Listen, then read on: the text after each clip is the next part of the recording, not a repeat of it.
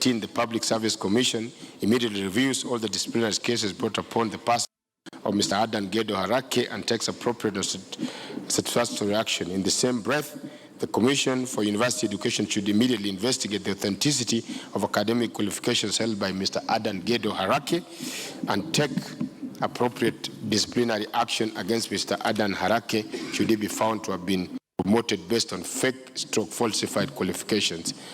Number 19 is a list, Mr. Speaker, of companies which transacted, a list of about 200 companies which transacted, which is in the report, and we are recommending the EACC and the DCI immediately probes the relationship between the directors of the following companies with top officials at the Ministry and the National Youth Service, the procurement process leading to award of contracts and appropriate charges of completely instituted, if any, on these companies. Mr. Speaker, these companies are listed, and these companies, Mr. Speaker, number up to about over 100 companies, Mr. Speaker, and they are listed in the report.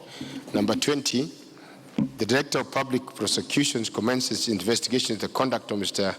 Jafta Kiplimo due to instituting abuse of office proceedings against him for recommending direct procurement of the Consulting House Limited Contract Section 74 of the Public Procurement and Disposal Act 21. The government blacklists Mr. Benson Gethi Wangoi and Mr. Josephine Kavura Irungu and the associated companies and or firms and other firms or companies and the individual directors found guilty of malpractice at the Ministry of Devolution and Planning and or the National Youth Service from engaging in further business dealings with any